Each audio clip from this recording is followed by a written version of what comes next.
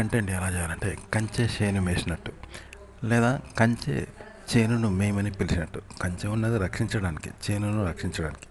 ఆ కంచె అందరినీ మేయమని పిలుస్తుంది. రండి రండి తిందుకు రండి, రండి అని పిలిచి తినండి అని చెప్తాను. అట్లుంటుంది కదా. అలాగే చేను కూడా మేయబడుతుంది. కంచెనే తను మేయబడద్దని మేయద్దని రక్షణ పెట్టింది. కంచె అందరిని రమ్మని ఆహ్వానిస్తుంది. కంచెనే చేను మేస్తుంది, మేయమని అందరిని ఆహ్వానిస్తుంది. చేను కూడా మేయబడుతుంది వచ్చిన వాళ్ళకు.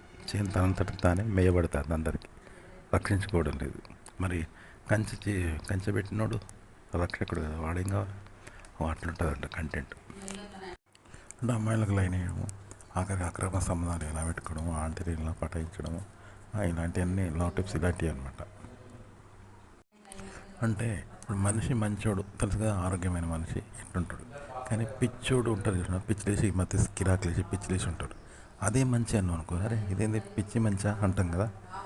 పిచ్చితనమే మంచితనమా అన్నంత ఆశ్చర్యం కలుగుతుంది కదా. ఇదన్నమాట. అంటే నెగిటివ్ పాజిటివ్ అనమాట ఇక్కడ. అంటే నెగిటివ్ను పాజిటివ్గా చెప్తారు. లవ్ టిప్స్ అవన్నీ అనమాట. అంటే సమాజంలో నెగిటివ్, కానీ వ్యక్తిగతంగా మాత్రం పాజిటివ్ కదా. మనిషి గుణం అది, మనిషి స్వభావం, అన్వేషణ అది కదా. అంటే సినిమాల్లోనూ లేకపోతే యూట్యూబ్లో కంటెంట్ ఇలా చెప్తారంట, లవ్ టిప్స్ అవి ఇవి, ఆంటీలను ఎట్లా పటాయించాలి ఇవన్నీ.